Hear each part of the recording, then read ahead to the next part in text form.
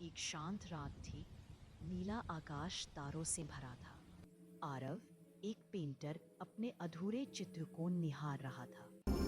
एक लड़की का चेहरा जो उसने कभी नहीं देखा था, पर हर रात उसके सपनों में आती थी।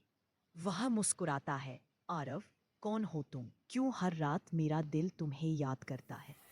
आरव नींद में जाता है और अचानक खुद को एक अजीब जादुई जंगल में पाता है। पेड़ों की पत्तियां चमक रही हैं, फूलों से संगीत निकल रहा है।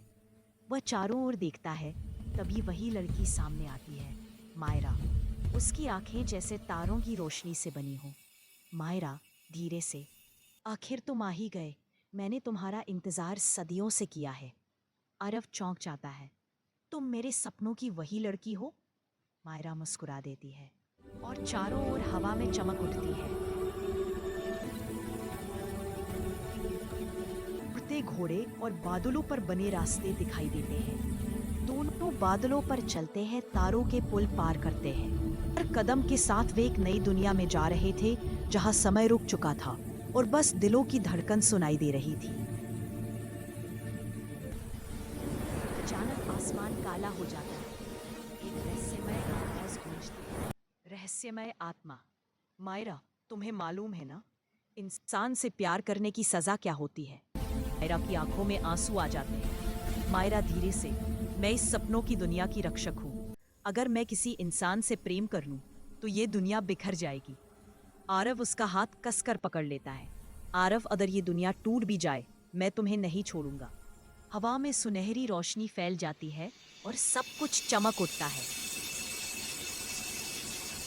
मायरा की आंखों में आंसू आ जाते हैं। मायरा मुस्कुराती है, आंसू बहते हैं। वह आरव के माथे को छूती है। अब तुम जाग जाओ और मुझे अपने दिल में सदा जिंदा रखना। एक तेज प्रकाश होता है और आरव जाग उठता है। सुबह की धूप कमरे में गिर रही है। आरव के सामने वही अधूरा चित्र अब पूरा हो चुका है। लड़की की मुस्कान वैसी ही है जैसे सपने में थी। वह चित्र को देख मुस्कुराता है। आरव, सपना नहीं था, वो सच में थी। वह कैनवास पर हाथ फेरता है और हल्की चमक उठती है, जैसे मायरा की आत्मा अब भी उसके पास हो। सुख कभी कभी सपनों की दुनिया सच्ची होती है, बस हमें आंखों से नहीं, दिल से देखना होता है।